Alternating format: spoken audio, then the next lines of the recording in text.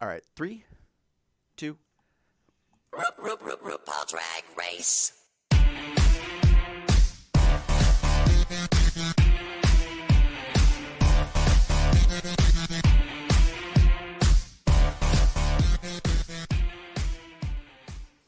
Well, hey, kitty girls, it's Sunday, April 4th, and she is risen.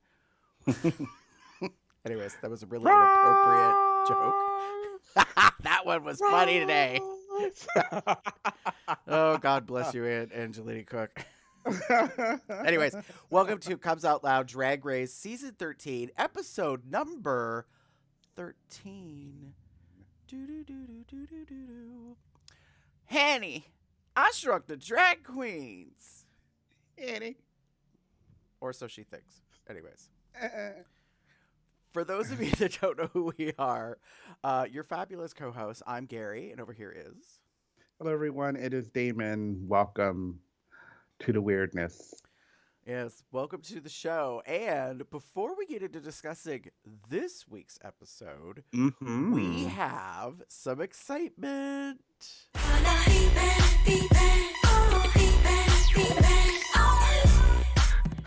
Girl, we got feedback! So, y'all need to travel in your time machines, and we're going to go back 2 seasons. Bloop, bloop, bloop, bloop, bloop. Season 11, episode number 3, known as Diva Worship.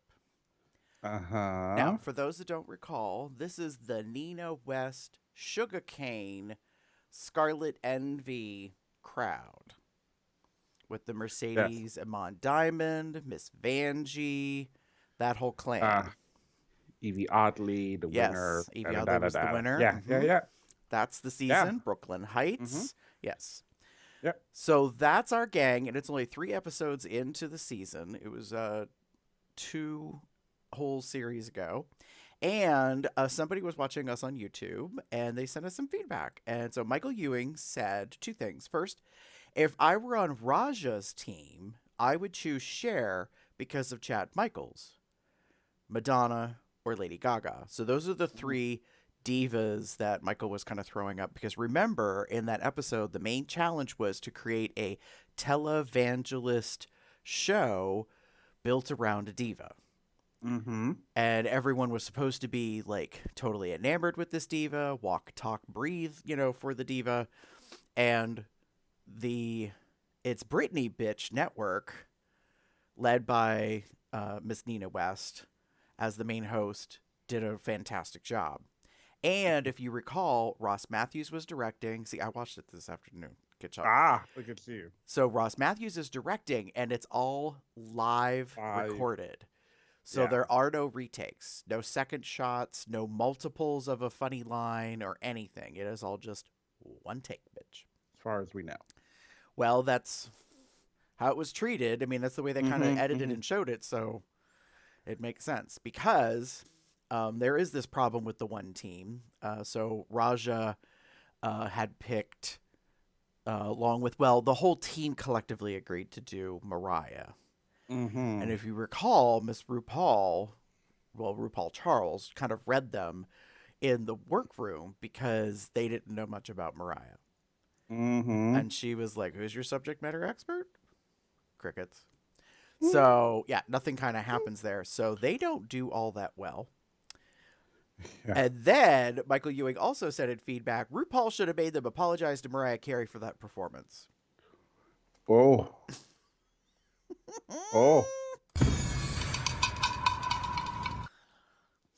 And if I recall correctly, we do not disagree. There was... No. It was cringy. And I'm trying to think. No. Remember, this is the infamous.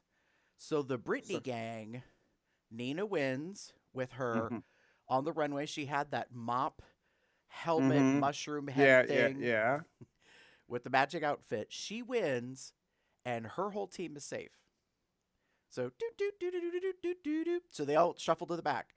And then Mama Ru says, all 6 of you are up for elimination and will lip sync together.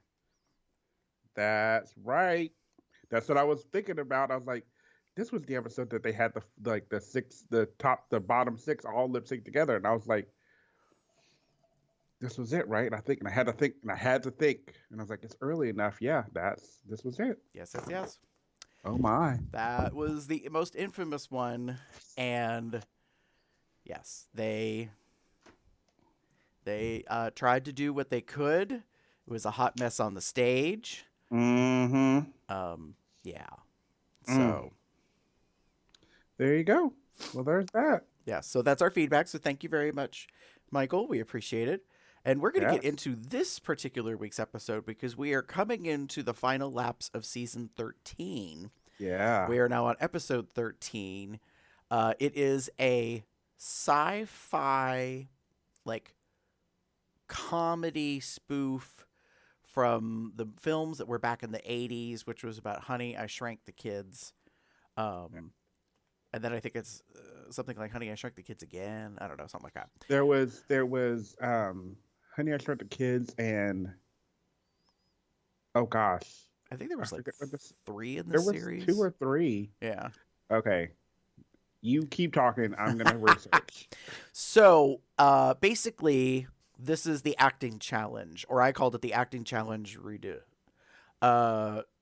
because it's the, another acting challenge, and they've done some acting stuff before. This one relies pretty much 100% on green screen, and that tends to be more the challenge because the queens have to rely on each other and absolutely nothing else practically. There's like only Mm-hmm. one real prop, no, two interactive prop items that they have to do anything with.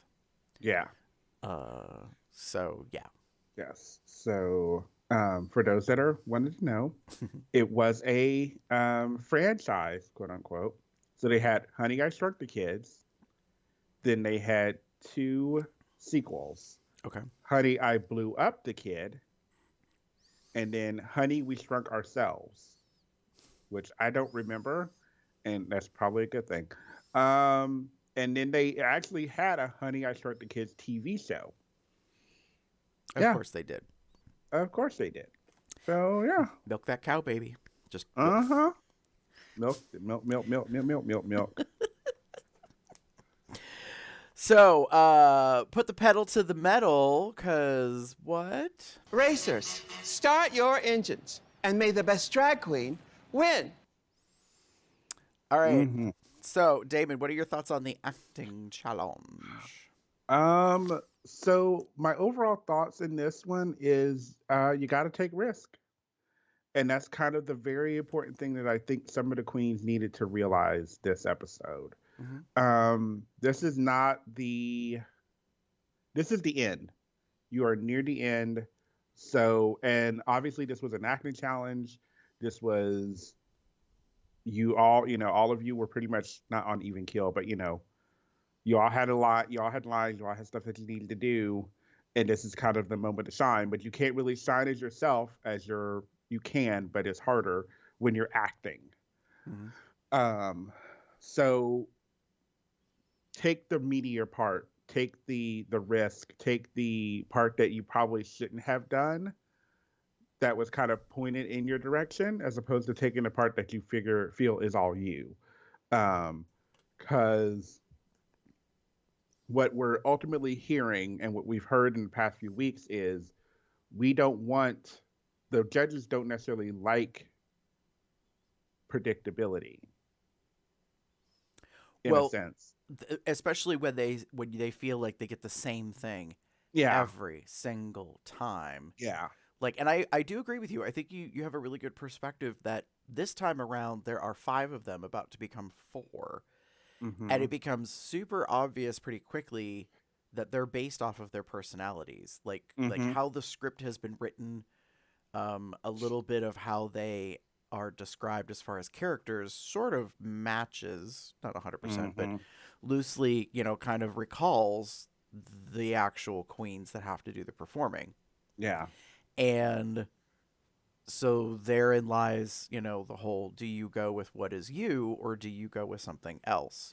Which I kind of felt there was a little bit of an editing, like, bait and switch thing, because Miss Simone is just not having the fact that her and Candy like are coming to a disagreement about who should be Dominique Perignon, like the big bad evil of the episode. Mm-hmm.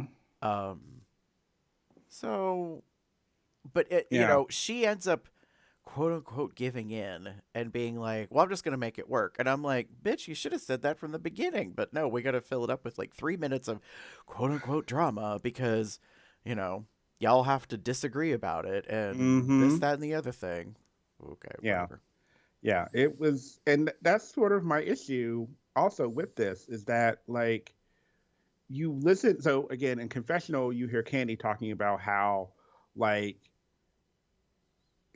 what was the other one? Who did she end up playing? Margarita was essentially Simone, and how the delusional evil whatever Dominique is her. And I'm like, yeah, you're probably right.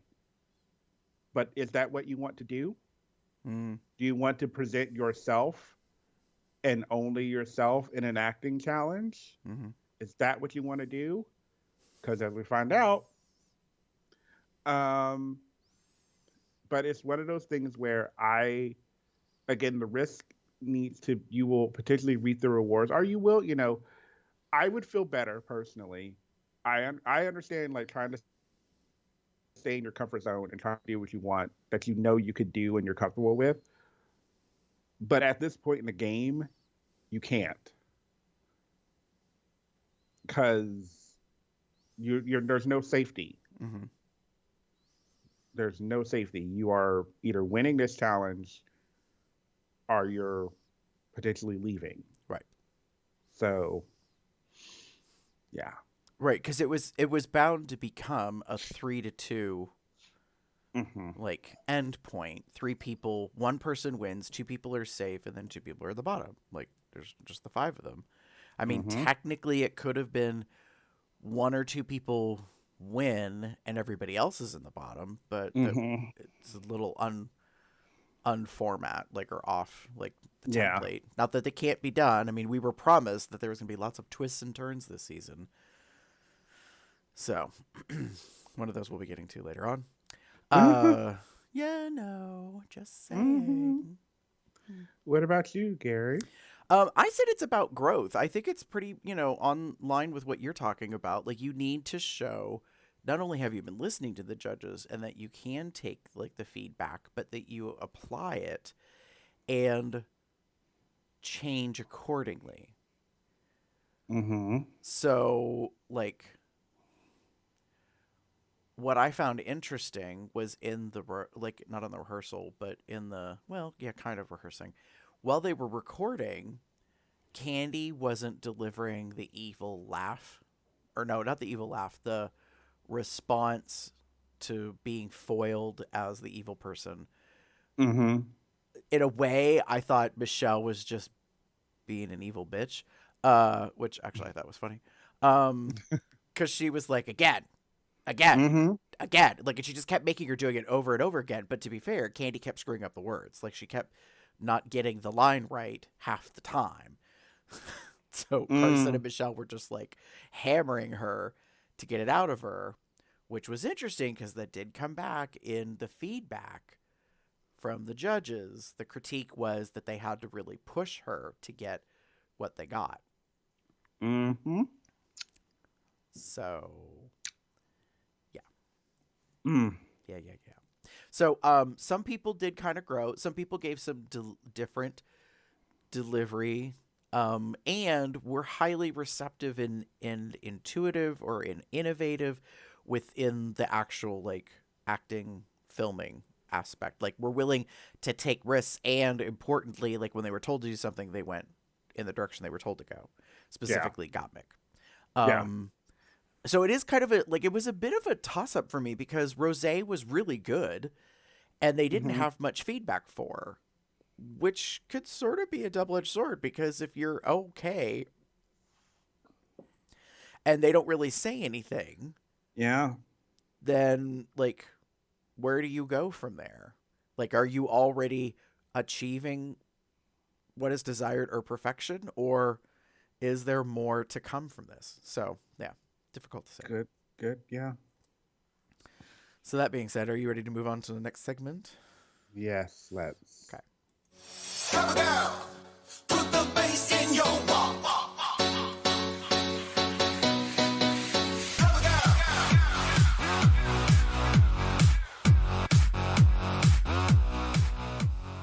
Okay, Stump the Runway. Oh my god, we actually have a theme this week. Woo-hoo! The queens had to dress a certain, like, meet the category. So, or the theme. Category is, and it took me a moment to catch this Same here. because I thought when Ruth said it, I thought she said oat pocket. See, I did too. And I was like, if one of these bitches comes out here as the Quaker Oats man, I am going to lose my shit. I was like, are we talking steel cut, quick cook? Like, girl, what? I guess someone gonna be holding like a reef of like oat, like, barley. I mean, don't get me wrong. If you want to deliver some classic Pennsylvania Dutch colonial, buckle shoe biscuit, and like, I absolutely see it's possible, but I just wasn't ready for that. And then I was not. And then I realized, oh no, Hot pocket. Hot pocket, as Yeah, in Jim had to. hot pocket, the snack, like food item. Only they put a fun pun on it. Oh, yeah, Jim had to correct me because I was like, oat pocket? What the fuck is oat pocket? And Jim gonna know it's Hoat. And I said, oh, because I didn't even think of like Quaker Oat and stuff. I just went like, how the fuck? If I got this on a sheet of paper of like the looks that I needed to bring and it said oat pocket, I would have been like, bitch, what the fuck? Can I get a lifeline? Can someone ring in? Because I need to know what the fuck this means before I go making like a dress out of oatmeal or coming in like with a bowl of shit. Like, I don't know. Like, Oh god, girl. Overnight quick soak. mm-hmm. So yeah, Hot pocket is the theme. So theoretically, the design you're presenting should be focusing on or making super obvious the pocket aspect of things. And because there are 5 of you, girl, you gotta stand out. Like, it don't matter which direction you go, you're gonna stand out, because if there were 13, 14 queens, well, you can kind of blend in. Like, you can kind of come up with something that doesn't go too well and probably not get eliminated. Or in this case, you could wear something disastrous and not get eliminated. So there's that. Oh, I'm sorry. Actually, I should probably be doing this instead.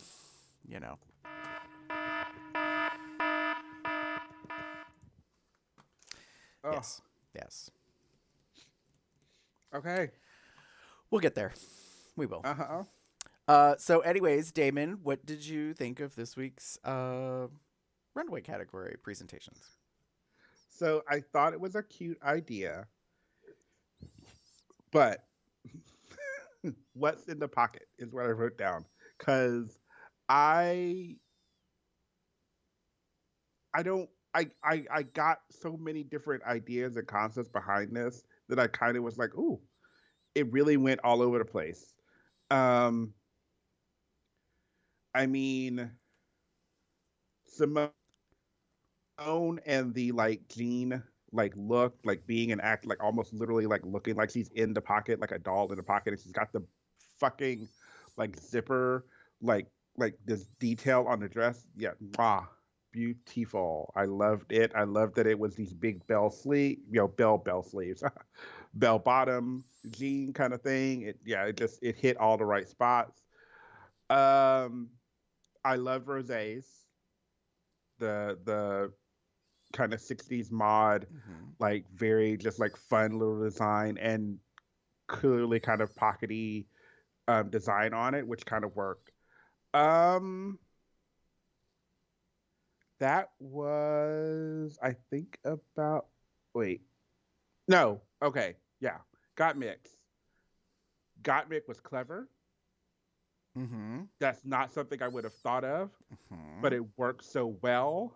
Mm-hmm. Like, yeah. And she's, it's she's not really wearing the pocket. She's just carrying the pocket. And I thought that was just a really cute idea. Other than that, yeah.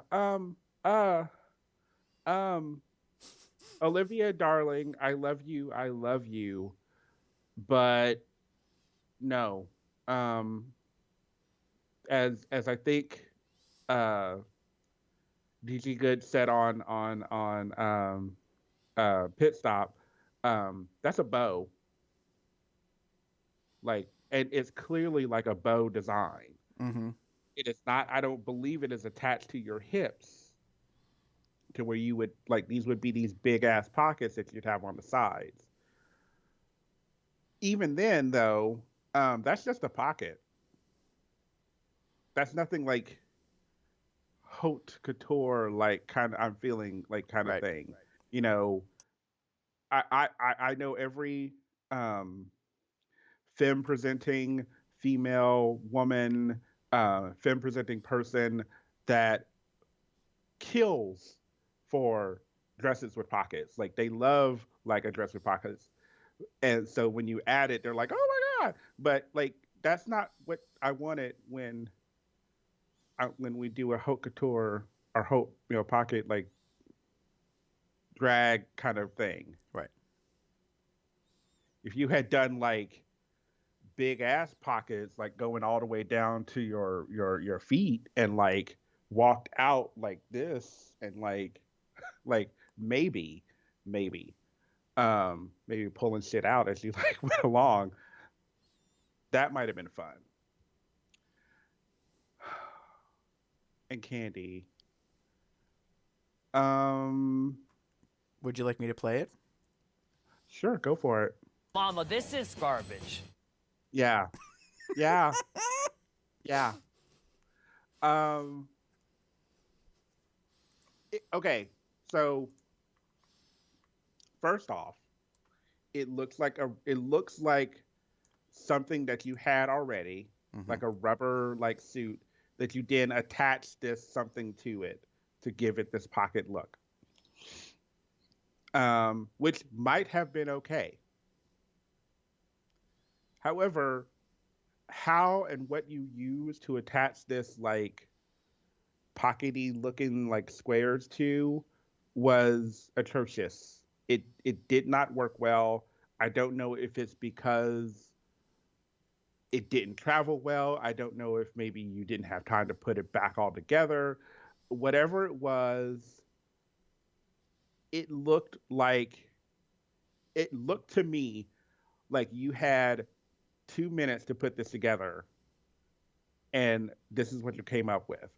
It looked to me, and I'm going to make the comparison, similar to like Lala Reed's like gift bags. Like I just threw some pockets on. I'm not Um, going to say it's that bad, but no, no, just no. like, So to me, it's like a mix of Lala Ree's and Tamisha Iman's. mm-hmm, Like that aesthetic concept of taking these little bags and mm-hmm, just putting them together, but also weirdly like Simone's entrance look with the Polaroid with the mini mm-hmm, Polaroid thing. yeah, Like it was kind of obvious to me where it was pulling different stuff from, but even Carson said in the judges panel, like, because I love how Rue had been fed by the earpiece. uh-huh. So obviously, she names like three designers in a row to Carson, like, can you please explain like the da of this? And Carson was like, no, cannot. Like a chartreuse ribbon to tie it together is not enough. Like, I mean, just everybody was like, girl. Yeah, it was garbage. And I hate saying it like that, but it just did not work. And it did not look right and it did not fit right. And again, like had it been like them all closer together, kind of similar to like Simone's look, it might have worked because then it probably would have framed her more Mm. or framed her better. But this just looked. It just looked trash. It looked like it was cobbled together last minute. That's what it looked like to me. And I don't know if that's the case, but that's kind of what it felt like. And it did not help that you put on this little bitty hair that does not work for your face at all. You don't want angles, dear. Like you don't need angles when you are round and wide. You can't do angles because then it shows just how it is. Yeah. It Mama, this is garbage. So it was a week one, like, trash dollar store make an outfit, like, design challenge runway look. Mm-hmm. And at that, it was a bad one, and you would probably be eliminated for it. So, yeah, it was, it was bad. It was, yes. Yeah, it was bad. It just wasn't. It just was not. Yeah, it wasn't good. What? Tim said Candy Ruse's dress sucked as he walked by. Yes. Yes. I mean, yes. yeah. Um, What about you? so I said glow ups and a week one throwback. And by week one throwback, I didn't mean week one of this season. I just meant what I was saying a moment ago. Like, to me, it's that week one design challenge. Here's everything from the dumpster, from the trash bin, from the dollar store. Like, yeah. Here's Party City. right, Like, right. And it was mm, it was astounding to me. And I was a little conflicted because Candy starts to break down in front of judges panel, and I was like, and I hate myself for this, but I was like, here we go.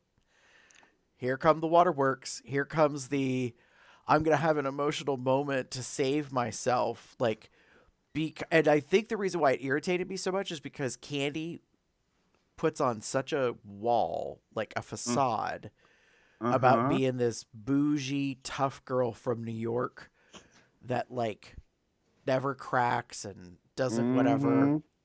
And I was like, oh, so now we're going to show some emotion. Now we're going to show some growth. Now we're going to show, like, and it bothered me that I felt that way because I was like, that's really not fair. But to be realistic, what you've portrayed and what they've edited and put together makes me kind of feel like these might be crocodile tears. Like, this might be, not necessarily the real deal in the moment, because you didn't really seem to be troubled when you walked on the runway with it. I mean, you didn't have your normal confidence about you, but you definitely, like, it wasn't until they got to you that you really seemed to, like, lip tremble or whatever. And so I was just like, I mean, yeah. Yeah. So, but I thought everybody else did rather decent. I mean, yes, I agree. Olivia's did not rise to the occasion. But I will say this, my gosh, she turned the corner and I was like, whoa. Yeah. Like, how gorgeous did she look with that big white hair, and her mug was beaten. I mean, the dress was beautiful. Like, it was, I think Michelle, maybe Carson, one of them said, like, this is probably the most beautiful she has ever looked. And yet it does not meet the definition of the runway theme. It was like, Yeah. that's disappointing. Yeah, it was pretty. It was very pretty. Yeah.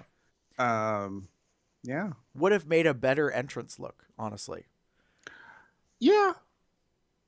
Yeah. But I mean, and Gigi and Trixie in Pit Stop did talk about, and Trixie was quite happy that because it's the end of the season, like, they had this whole this was a funny moment because Trixie couldn't remember the saying. Anyways, it's how the sausage is made is the saying, which is like how things happen. And one of the challenges was they were going to be in front of a green screen, and Candy did talk about how you need to not wear something shiny. You really shouldn't wear anything that has any green in it or a shade of green. And it's, you're getting to the very end, and about the only thing you have left is your final runway presentation. So you've got to figure out how to cobble something together Mm-hmm. for the green screen or whatever, and, or beg, borrow some other stuff. Something. Yeah. I was so happy that that was brought up because it is something that you have to think about when you're doing this kind of show, especially if you are continuing. Right. If you're still going and it's now, mid-season, and then you go like, oh, I wish I had worn this. I wish I had done this, that, the other.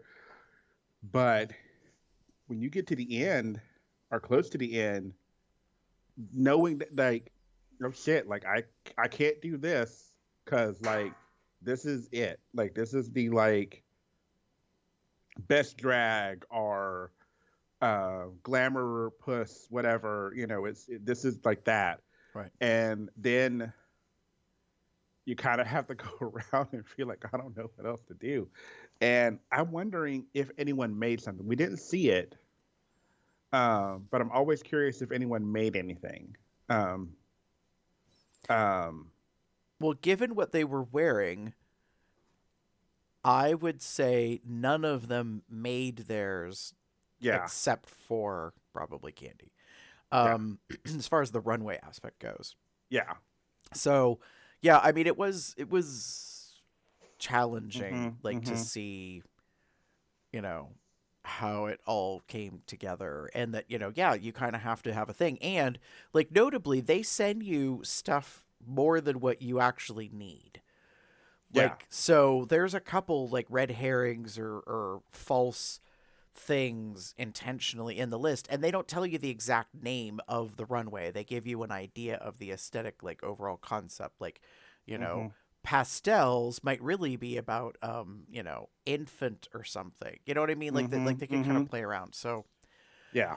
I could see where the challenge lies, but it was pretty obvious in this case that pocket was the thing. And I kind of wonder if for Olivia and Candy, they hadn't really prepared enough for this particular theme, didn't think like that they really would need it, or possibly in Candy's case, I don't know so much in Olivia's, they didn't think they were going to make it this far. Mm. You know what I mean? It kind of crapshooted it on a gamble and was like, well, hopefully I'll make it to like top 6 or whatever. You know what I mean? And like, and because you only have so much time to get ready, I could see where the queens are like, well, I'm going to put money into this or whatever, but I'm not going to this because, and obviously the order is probably like an alphabetical or something. I don't expect it to be an actual episodic theme, carry out so that you would, know, oh, well, this one is towards the bottom of the list and this is if you get towards the end. Like, I don't see that coming into play. Yeah. I doubt that too. So, yeah, I think overall, they all pretty much glowed up. Like, obviously, Simone leading the pack coming out. And I was like, Jiminy Christmas. Like, that was just a fantastic, like, interpretation and rep.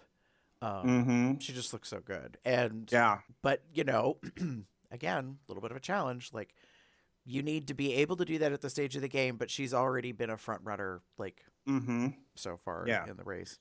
I think of all the queens, she has had the most like drastic like highs and lows.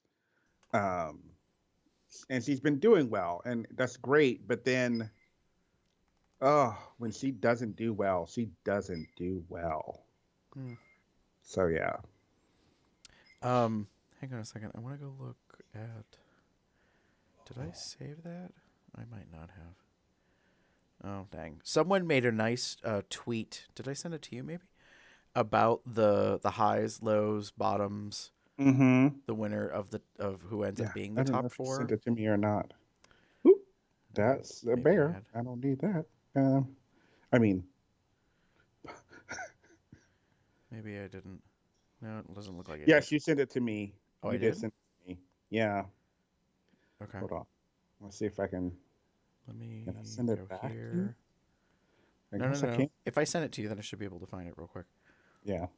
You sent it through drag. Okay. Gabriel sent me through drag. I kind of wondered or thought that. And Twitter's going to be a bitch to like take forever to load it. Anyways, because we'll get to that in just a moment, I think, in terms of the what that is. But yeah. So yeah. I thought the what was that not? Oh, okay. Because I sent you Bianca's response. That's what it was. That's why it threw me off. Yes. Yeah, you sent me back his response. Okay, so that being said, are you ready to move on to the next section? Yes. Okay.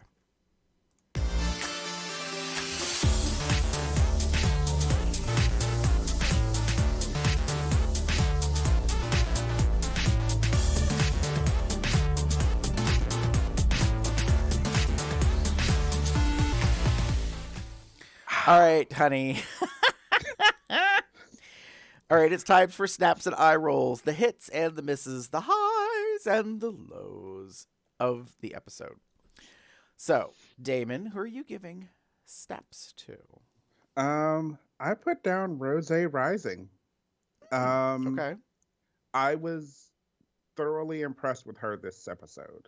Okay. I loved her in the acting challenge. I loved her on the runway. I loved that mod look.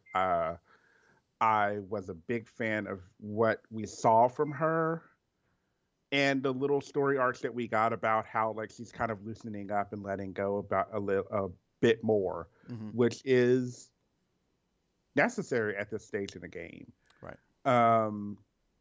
I was really appreciative of her. I'm seeing her growth a lot. Mm-hmm. And like I said, I loved her in the acting challenge. She reminded me a lot of, oh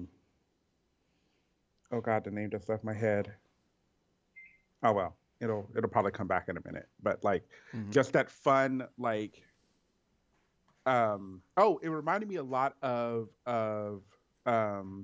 B. Arthur, Dorothy in Golden Girls, just a smidge, yeah, just a little bit. And I was very it just like, oh, like that's kind of like fun, and I liked it. I love the short hair on her, by the way, as well. Mm-hmm. It's not the greatest because she's she's a man, y'all. Um, but it really was fun to kind of see her in a different. Yes, it was pink, but at least it was like a shorter, like fun little cut that I think we've not seen her do in a while. So Mm-hmm. yeah, Nice. yeah. What about you? So I have a couple of things. The first I want to give snaps to is Gottmik's revelation on trans Barbie / Ken. Oh, So that was a beautiful like kind of moment where Gottmik talks about being a trans man and the challenge of being femme as a trans man and wanting to do drag, because in the trans community, at least as far as like pillars, celebrity, like who you look towards, who's represented, the trans men turn into these like muscle, like hyper masculine, like, and I'm gonna say this, I'm gonna cringe when saying it, unclockable. Like, do you know what I mean? Like it's so specific, the desired look for Yeah. your like how you feel and how you want to see yourself in the world and be represented. And Gottmik was like, that's not me. Like, No. I'm a girly guy. Like Yeah. I'm a for lack of a better reference, I'm a fairy. I'm a faggot. Like, like Yeah. Gottmik was I like, mean- that's, really not cool in a way. Like, and kind of, and said, had I seen someone like myself on television, I could have shaved years off of my journey. Like being like, oh, it's okay to just be you. Yeah. Even if you discover that you don't feel like your sex assigned at birth is accurate, and what to, how to manifest, your true self, so to speak. Yeah. I agree. I really did like that moment because I've known, we've all known the whole, like, the binary system and all of that stuff. We've been fed, spoon fed it since birth. And it was always seen as difficult when you were not the norm. for one reason or another. So I dealt with that because I'm not like the most, I'm not butch. I know that for a fact. Like, hello, look at this. um, but then taking it to that other level of like adding the trans side to it, Mm-hmm. the idea behind it, you would think in your head is you want to be the most male you can be as a Mm-hmm. trans man. And that means almost going into those stereotypical like attributes and like you said, hypermasculinity and all that stuff. And I could see that being difficult to say like, well, that's not me at all. Right. Like while yes, I'm still a trans man, I'm not a hyper masculine trans man. I am not a like alpha dog that wants to go to the gym and build up my body and blah blah blah blah blah blah blah. I am I'm a I'm still a guy. I just I like makeup and I like doing makeup and putting people in makeup and I like you know feeling a little like free and swishy and whatever and not seeing that being portrayed well in any way. Mm-hmm. I can see that being difficult. I can see that being hard. And whereas the gay men you maybe saw on TV were kind of that swishy, feminine like thing, but that's not you either. So it kind of I can see that like issue like that like making conflict in the head. Mm-hmm. Mm-hmm. No, I agree. Yeah. It was kind of a profound, like at least to me personally, because I never really thought about that until Gottmik pointed it out, and I was like, yeah, like Gottmik names like Chaz Bono. Mm-hmm. Chaz infamously shares child who was assigned Mm-hmm. female at birth and came out as a lesbian. That was a whole journey, and then Chaz makes the decision to, to desire to be authentic to themselves and comes out as trans and is, a male. But, there was a whole kind of representation of that. And she does it. So Gottmik, like talking about in terms of drag and representation, talking about trans men, also intrigued me because while Gottmik didn't name this person, I immediately thought of Buck Angel. Mm-hmm. And that's what I mean by that, like hyper masculine kind of like works out, like, has a really specific look, physique kind of deal. And Gottmik was like, that's also not me, you Yeah. know? So I found that really, really refreshing. And like, I will admit, I have learned to grow myself over the course of this particular season because when Gottmik was introduced at the beginning, I was kind of like, oh, okay, like better late than never. Mm. And Yeah. I felt like we kind of stepped up the game in a way, but the whole season has been a journey in like our own growth as an audience, like becoming, I guess, understanding and okay, and you know what I mean, like, and Yeah. recognizing like, oh yes, trans individuals can be, part of the community from the get-go, or whatever. And this is a bit of a twist because so far in 12 seasons it has been about um trans female focus Mm-hmm. and whether or not they can be queens and this, that, and the other thing. So this may have opened the door wider for the future Yeah. seasons. At least that's my hope. So we'll see.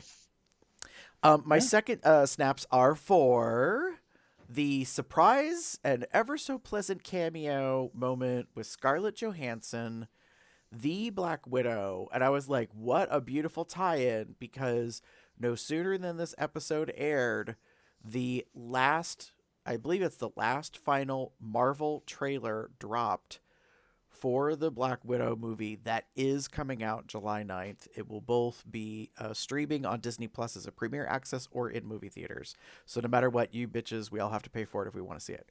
And the newest trailer had a whole bunch of content that was never in any other trailer before. So it's very interesting to see what this story is going to look like. And in the Marvel Universe, in the timeline of Phase 4, this was supposed to come out later, and things all got shuffled around. WandaVision was first. Now we're on Falcon and the Winter Soldier. My apologies to everybody about this nerdy moment on Drag Race.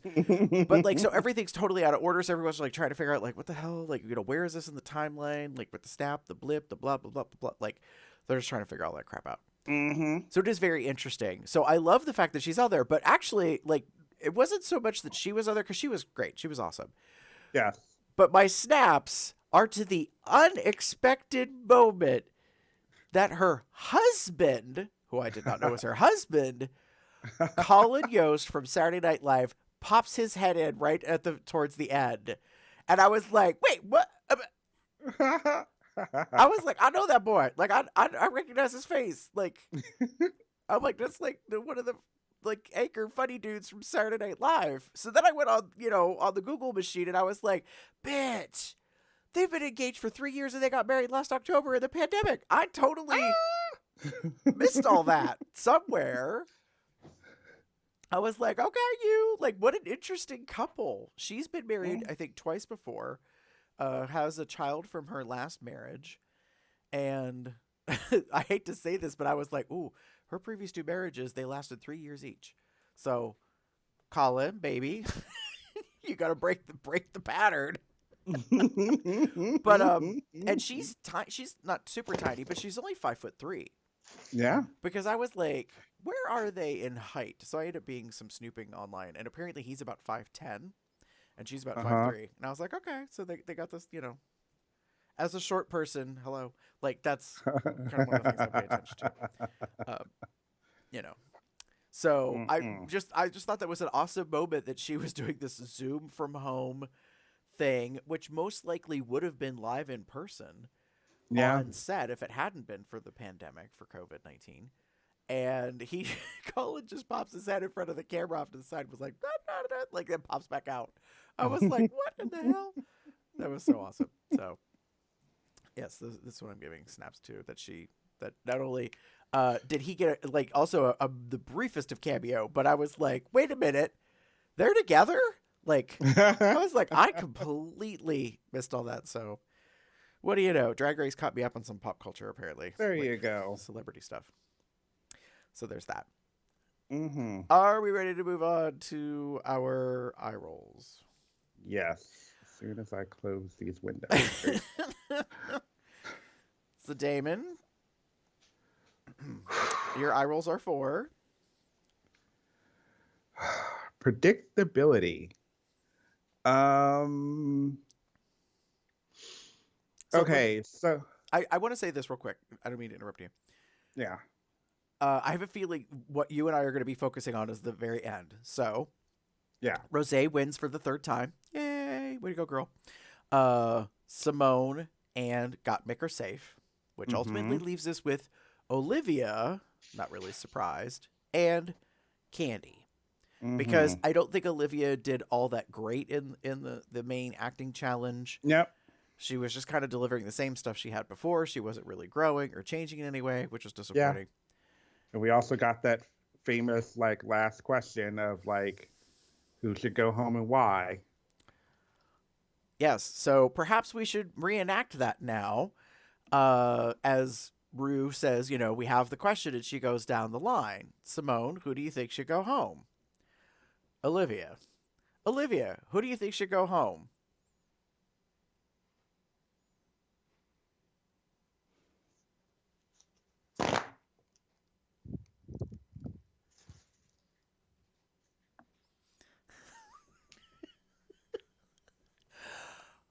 One of the most awkward moments in the entire series.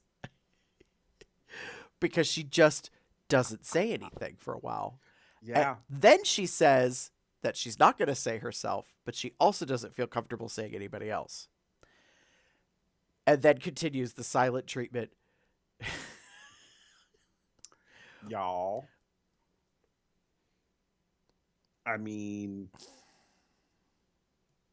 I don't know. I mean, I would have been. I'm so glad I'm not Rue in that moment, because I would have been like, Okay, so you, and then move right along, because Right. you're if you're not going to say anybody and you're not going to say yourself, and you're going to be like Stonewall for a while and not say anything, um, then I would have been like Olivia sashay away, and we wouldn't have even had a fucking lip sync. It would have just been like, bye. If you can't answer my fucking question, get the fuck out. Yeah. She eventually says Candy, but whatever. She does, and I expected that she would say Candy. What surprised me was that what she didn't do, which I thought was super obvious, was just simply say, based on tonight's runway presentation, Candy, and Mm-hmm. just move on. You Mm-hmm. had the out available to you. Like how much more of an ace up your sleeve card did you need in that moment? It was super obvious that she looked like absolute shit on the runway, and you could just call it. And Yeah. like I now, mean, I disagree, because I will say this. So in the pit stop, Gigi and Trixie discuss this, and Trixie's like, "Oh, girl, like she better hide, because Candy gonna kill her in yeah. Untucked." Now, Yeah. Untucked episode number 13 has not been released yet on iTunes, so I have not Oh. seen it. So I don't Mm-hmm. know what goes down. Well, I'll give you, like, I know. Sorry for the spoiler, but it doesn't go down like that. I Nothing. didn't think Nothing it goes would. down. Nothing goes down like that. If anything, Just- I thought Candy would have been okay with it, just simply because she was already in her feelings Yeah. about making a shitty presentation, so she wouldn't have taken offense to the fact that somebody was like, that, It's that, you. that, Yeah. sorry, other That. direction, that, like that over there, yeah, it needs to go home, because that's not good, mama. Um, yeah, no. Mama, this is garbage. Mm. So Yeah. that being Oh. said, we have Candy and Olivia in the bottom two, and they end up, interestingly, lip syncing to "Strong Enough" by Cher, Sure. or as Trixie pronounced it in the pit stop, Chair. I replayed it 3 times, because the first time I was like, "Oh, surely I misheard that." Nope, there's no S sound. She called her Chair. I don't even think she knows she did it, but I'm pretty sure the internet has already let her know by now. So that'll be a thing later, I'm sure, somewhere. That'll be some humor of some kind, that she, couldn't even say Cher's name properly. Wait, it's wait, they're over there. Chair. Ladies and gentlemen, Chair. Chair. Yeah. Anyway, so yeah. So predictability. Y'all. Um so clearly, like, we knew who was going to be in the bottom, like, just based on the episode. Um Spoiler-ish in Untucked, one of the things that they were saying to each other is, or maybe they said it on the runway, either way, is maybe Candy and Olivia should have switched roles to kind of give that, like, risk, take that risk and do something different. And I kind of agree. I think us seeing Candy as the dumb, cutesy, like, innocent kind of thing would have been, if she could have done it well, would have been a good thing. Mm. Now this runway would have been garbage still, but like like the idea behind it being like, at least you would have had the challenge and potentially doing well in the challenge to potentially back you up. But you didn't. And neither did Olivia. Neither of you took a risk. Neither of you took the chance to kind of give something different, unfortunately. And that's what happens. And when I go into the predictability, the part of my biggest issue is that I knew exactly what was going to happen here. Once we got to the run. Once we got to the bottom two, I knew exactly what was going to happen. Even though, in my personal opinion, Olivia did a better job. Was it like leaps and bounds better? No. Right. But what I keep seeing, and this is just going to be honest, when I look at Candy and her lip syncs, I see a lot of mess. It seems very like I'm thinking about, I'm just going to do it. I'm just going to do the song. I have a couple of things that I think I'll do. But other than that, like everything else in between is unchoreographed, unlike thought about, like bleh. Like I'm just going to point at my body and do this and whatever. And that's kind of what I felt here. Olivia has always been poised, Mm-hmm. and she got a little, down in it with this one because it's kind of a good song and she could point at, Candy and all that stuff. And that kind of worked. And that's kind of where I thought she kind of edged out in a way. But I knew what was going to happen. And that's the sad part for me. And that's the part that bothers me. And this is why I'm giving it my eye rolls, is because it was expected. It was anticipated that Candy would go to the top four and Olivia would go home. Mm. Like that's just the way it was going to be. Like, Right. and don't get me wrong, we have been talking and we've talked about that we thought that Olivia wouldn't make it make it that high, and that's fair.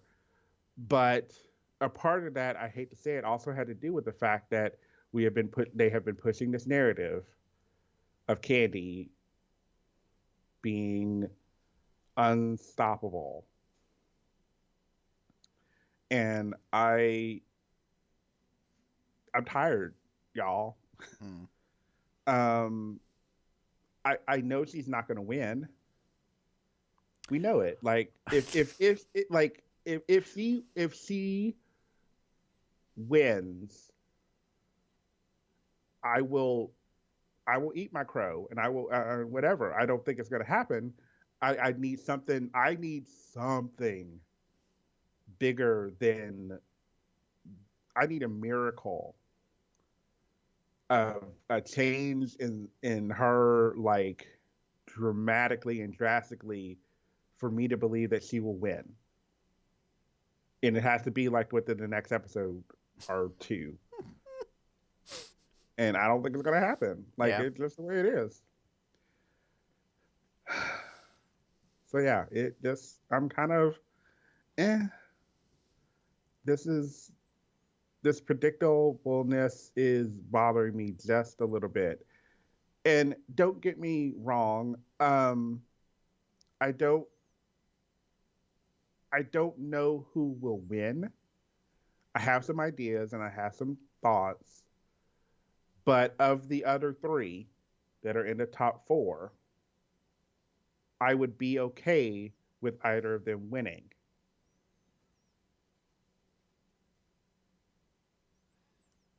Yeah. Not Candy.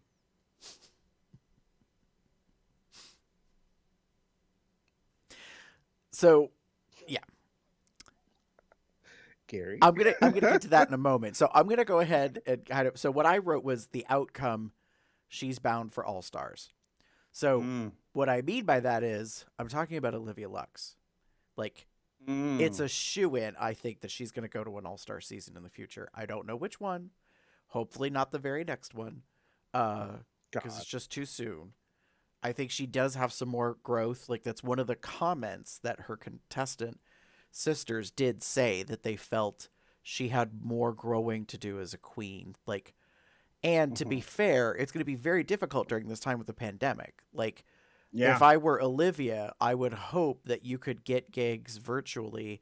And then, when the pandemic is subsiding and we presumably go back to real live gigs in clubs, on tour, whatever, that she gets to hone better who she is. And, because, and I don't know why it is, for me specifically, she really kind of echoes and reminds me of Chi-Chi. Like this younger queen who has such potential. Mm-hmm. And basically you just have to let blossom. Do you know what I mean? Yeah. Like she's, Yeah. Olivia is, what is she? She's 26. Now, Mm-hmm. granted, of the ones that are left, like Rosé's the oldest. She's 31, at least according to the info I have in front of me. Simone is 25, Candy's 25, and Gottmik's the youngest at 23. So, I just feel like there's potential there for her to really kind of glow up more into her stuff. So I think she's bound for All Stars. I will say this. So the outcome. You were saying that you thought it was like predictable, like how it was going to play out. I honestly wasn't sure in the very end whether or not Olivia was going to be the one to go home. Really? Well, because there was a part of me, I guess, that was secretly hoping that we would, like, this would be the end. Like, this would be the burn. This would be the fall from grace or whatever. Like, this would be the, you made it this far, Toots. Mm-hmm. Get packing. Mm-hmm. Because to be fair, out of her former house, and sisters in that, she's the one that's made it the furthest. So that goal has been accomplished. Yeah. But so there's a little sound clip from Trixie Mattel talking to Gigi Good from Pit Stop that I wanted to save for this moment because I thought it was a very interesting analysis of what we're actually looking at. Candy has already fully lost and just been asked to stay. Yeah, exactly. Like, really, RuPaul was like, I know you lost, but Yeah. not on my watch. Not on my watch. Not on my watch. I thought I was flabbergasted that Trixie just called it out. It was like, actually, you've lost. But Mama Ru decided to keep you around. It doesn't mean you're going to win.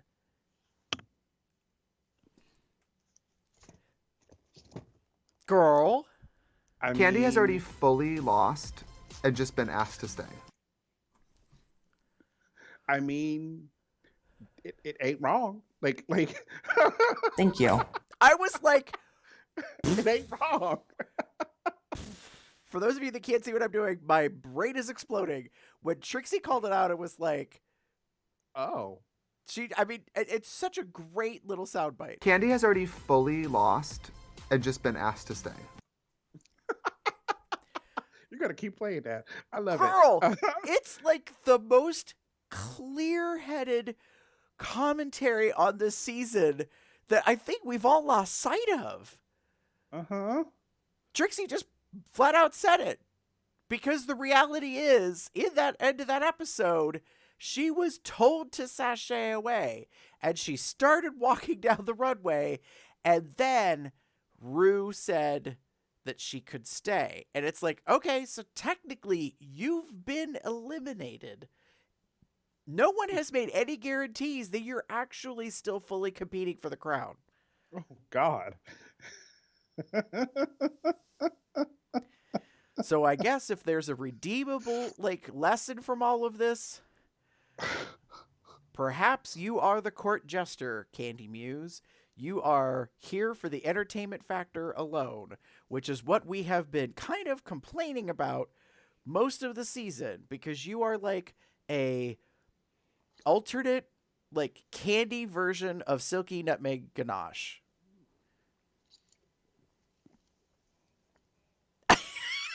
For those of you that can't see, Damon is taking the longest sip of his drink right now.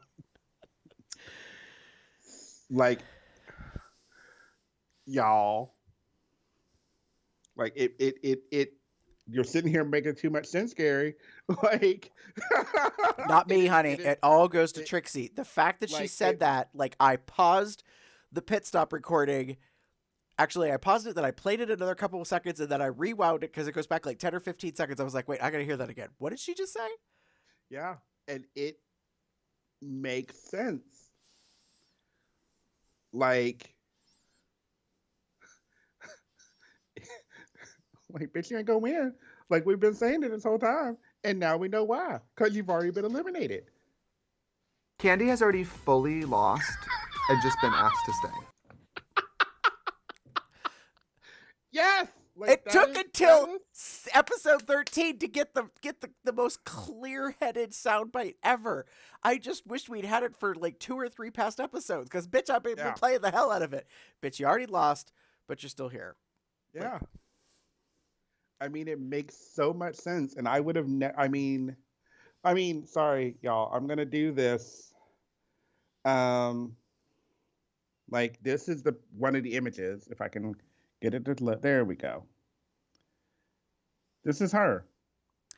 Right, so this is part of a collage of the top 4, and this one is of Candy in her promo look, and she has 1 win, 4 highs, and 3 bottom 2s.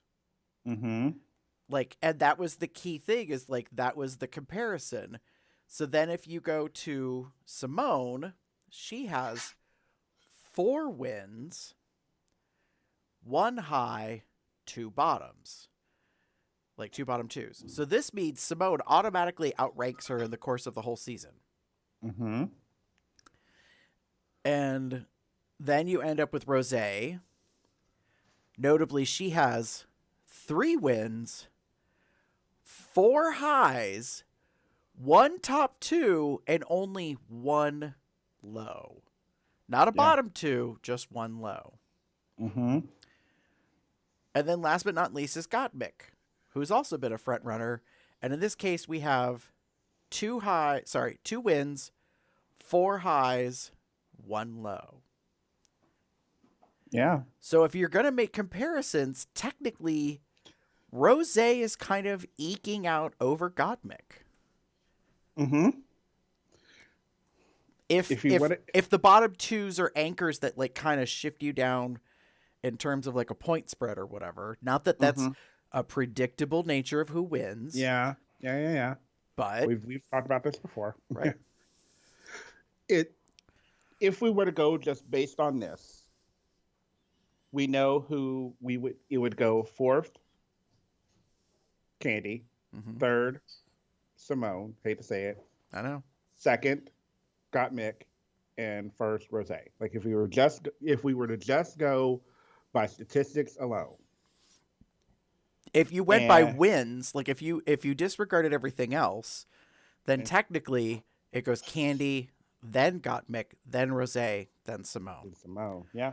So no matter what, I think Trixie may have very well been, as we talked about at the very beginning of the episode, portending like Candy ain't gonna win. Yeah. Like, and I'm holding on to that. Yeah. I don't know how else to say it. Like, that's I'm- kind of my frame of reference, is like, that's nice.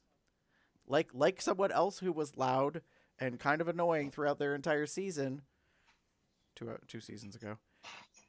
Like, you made it to the top 4, girl, but you did win. So, yeah. Yeah. It's very...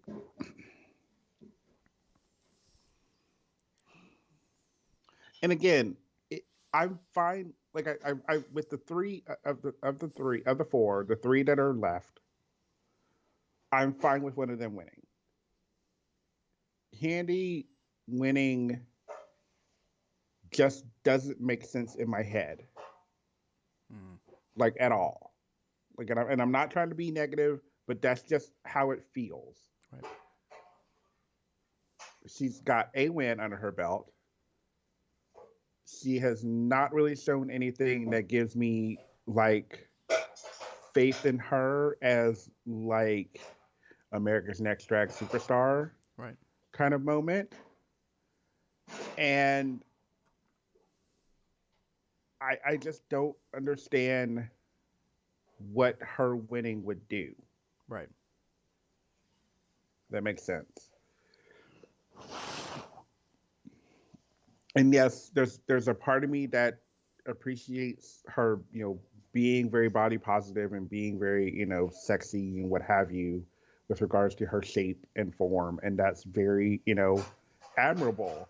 But I can't have a queen win just on that.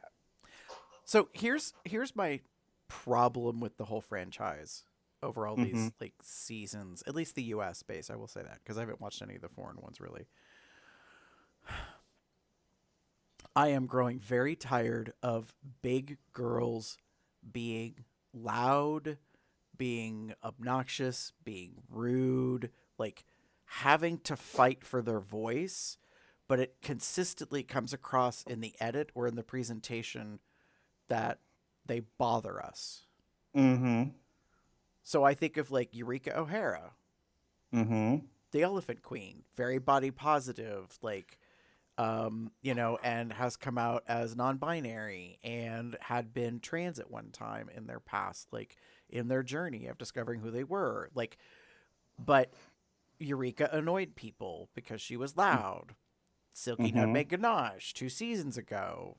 Big girl, like full of personality, too much personality at times. Like, and it was just one of these things where I've started to realize, like, I'm getting real tired of this. Mm-hmm. I'm It's a trope. right, and I'm like, I don't want them to be the funny gal. Mm-hmm. Like, I want them to just be who they are, and if they happen to be a bigger person, so be it. Can they dress themselves to their form, whatever? And Yeah. here we are with Candy, and I'm like, Candy is just kind of falling into the same Play-Doh factory kind of format, Yeah. Um, Like, I want a Delta work. Like, Delta was not loud. Now, don't get me wrong. It wasn't like she was like quiet. No, we know that. But like, and she was very snippy and snarky, but she never did it. She was never all blah like about it. She was subdued. She was beautiful. Well, I mean, Delta is extremely talented on several fronts. Like, she may not Yeah. be known for dancing. She's not necessarily a hoofer. Uh-huh. And I don't necessarily know about singing. But yes, she knows how to dress herself. She knows how to present her form. She knows how to beat the fuck out of a mug and how to put some hair together. So, like, she definitely has those things running for her. But she's also a very observant person. And I think that was the reason why she was... she doesn't kind of fall into that realm as a fuller figure person, because she would rather watch people and like then handle things appropriately when the time comes around. Whereas I think Delta and Darian Lake get like compared to each other, and that's not really fair. And yet Darian kind of falls in the same camp I was talking about, of these bigger women who are, the life of the party. They're upbeat and like, and they're trying to be funny, but there's like, in some ways there is this internal struggle about, their own self-valuation and worth and how they handle other people. Like, now that I think about it, it's kind of interesting because we saw that through Utica, but Utica isn't a big-bodied queen. Utica is a very unique, artistic, like creative queen. And feels at times that she doesn't fit into the community, so she most likely, internalizes her discomfort and like is super like snarky, like to the point of where we talked about on the roast, like she just goes for the jugular, and you're like, no, girl, no, you're not supposed to reach in and rip the heart out. Like, that's not, that's not funny. That's not funny. So, yeah, so that all being said, we've got our top 4 now. If we're going to stick with this thing that we were presenting, that Candy's not going to win, and we've got the other 3, I don't know how I feel about who's going to win. Because it would be good on most fronts. If Gottmik wins, it would be a landmark win, that the first ever male trans contestant won the competition, so that would be huge. If Simone wins, it would be really significant that a fashion conceptual queen, like, of color Yeah. wins.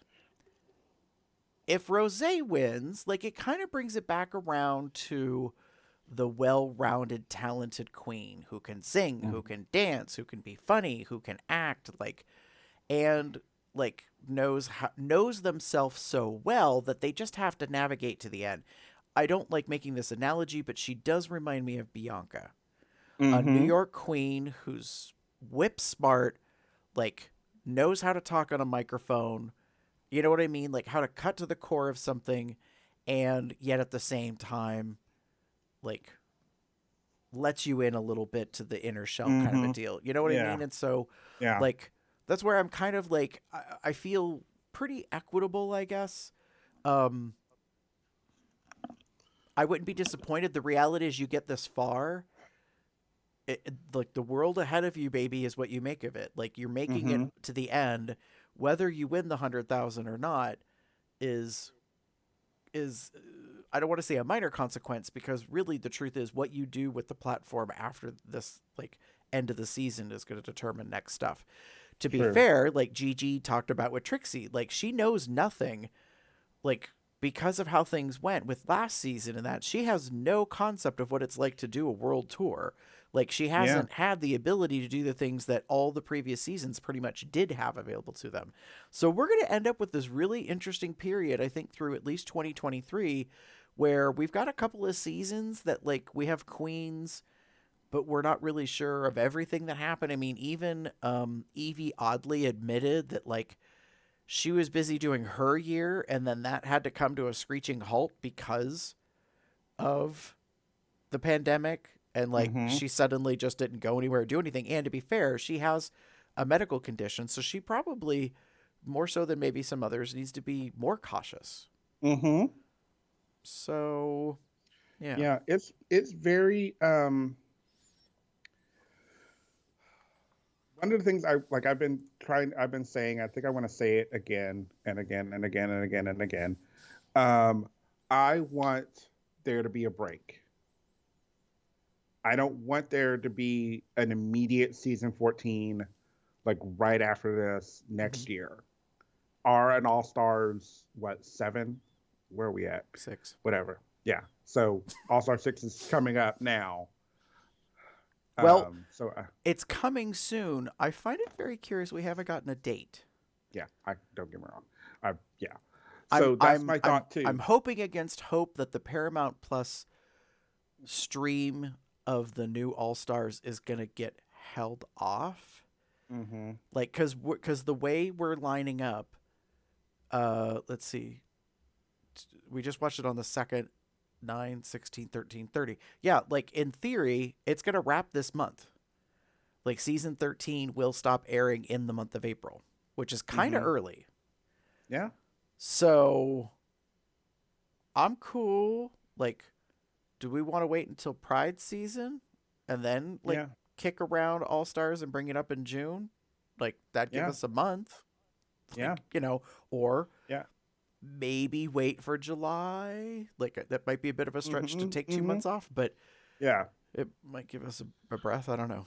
Yeah, I want, like, the main reason I want a break, and I think they should, is we need the world to catch up.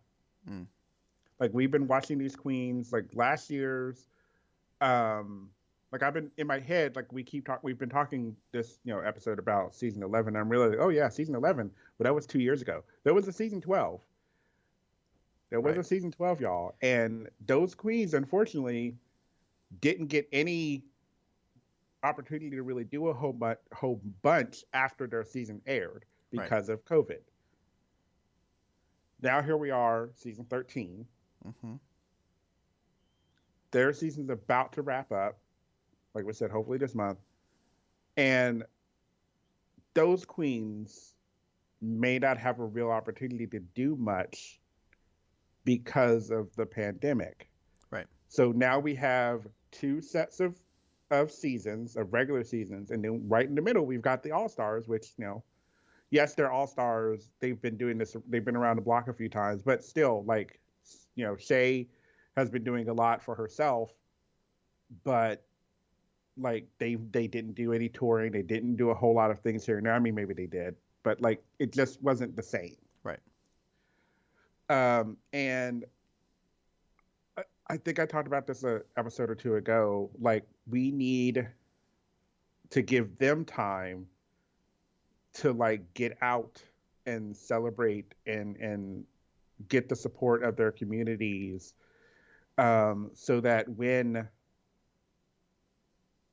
when things are opening and as things open, like they can then go out and do things because they didn't get an opportunity to do so beforehand. Right. And I'm not doing like major things. I don't necessarily know if we need to do a tour because tours are putting people in one room. Just I don't know. Like, Well, I mean, if we're gonna have a Yeah. tour, let's wait till towards the end of the year. Like, yeah, when we've gotten to the point that everybody who could get vaccinated has the option to get the vaccination, and we can see like that we've kind of beat back the potential of another wave or surge because of variants and that kind of stuff. Like, Yeah, I think agreed. it's totally doable. I don't know if it's Voss Events or Peter and Murray Voss Events.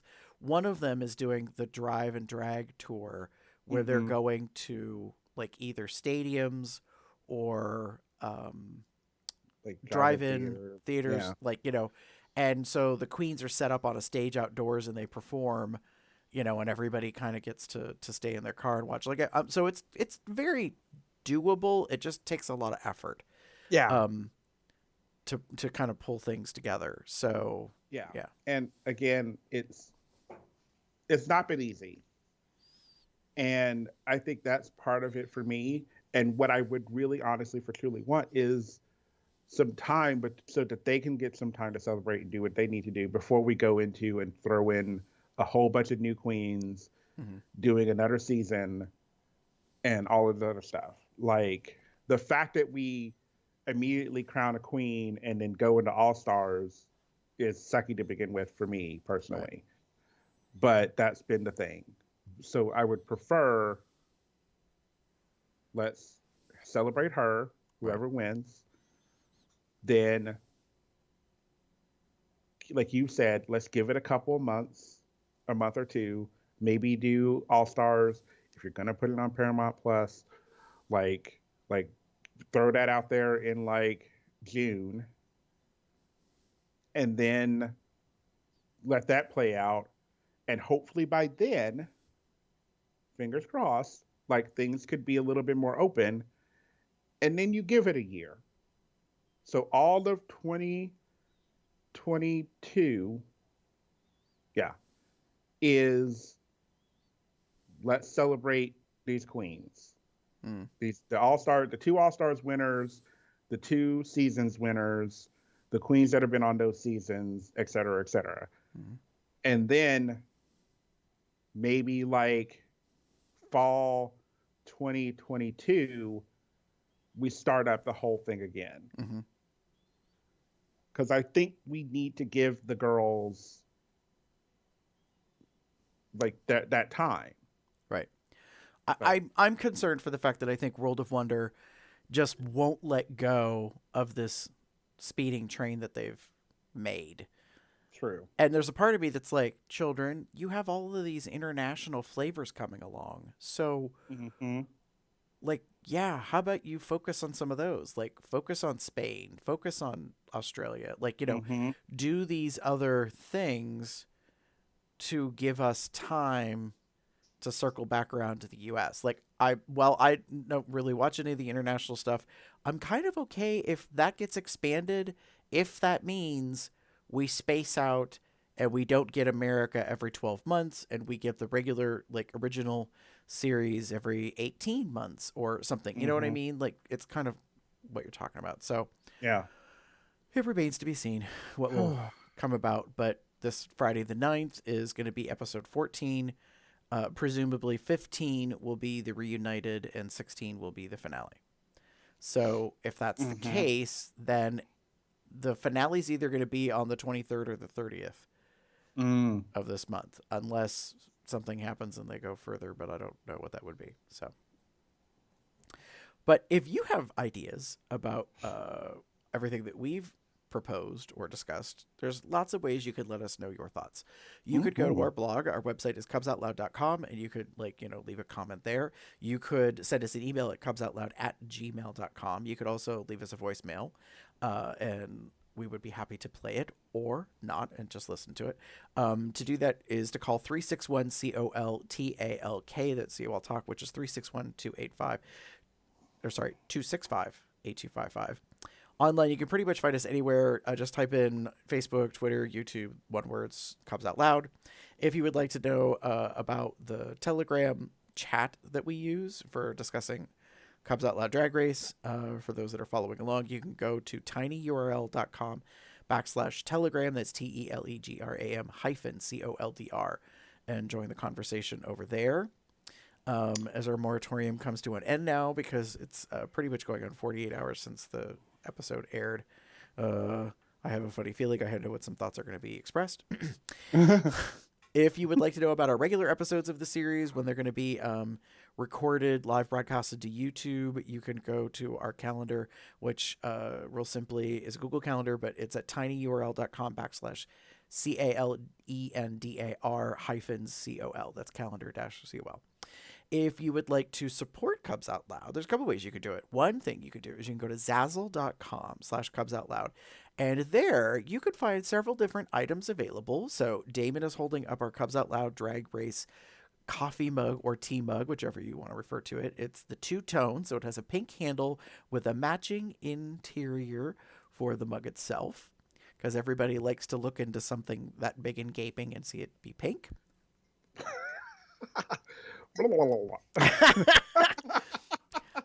We also have apparel items. So Damon happens to be wearing the Cubs Out Loud Drag Race t-shirt version in a lovely powder baby blue. So has the crown, and it says Drag Race in hot pink glitters on it, but all the apparel stuff comes in a variety of things.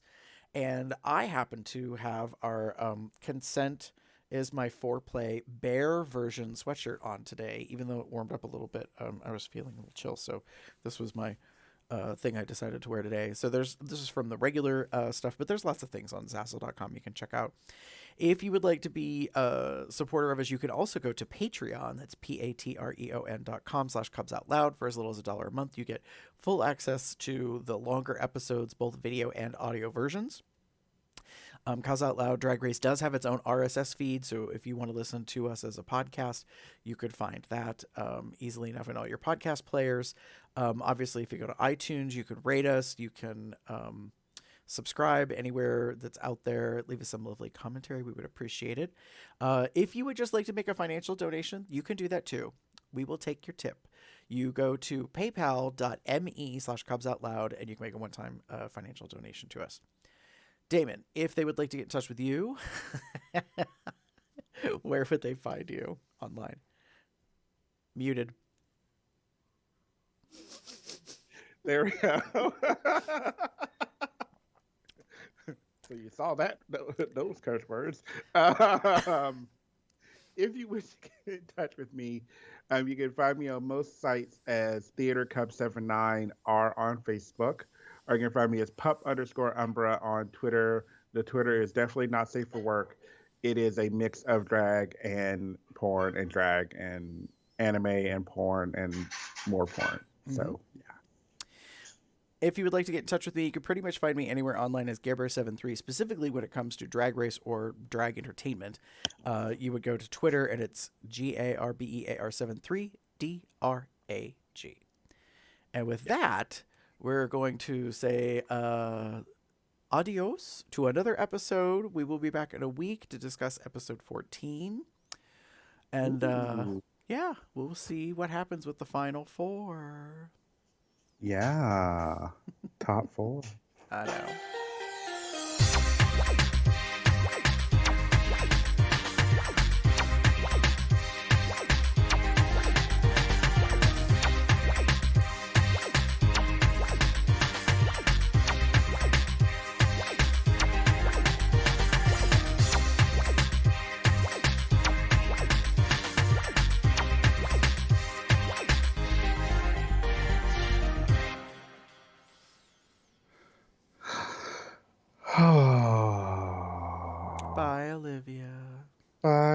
Olivia. Bye bye. Oh, yeah. I don't know. Like uh, I feel bad for saying it, and if she wins, I guess I will be okay with it. But oh my god, like I just don't know.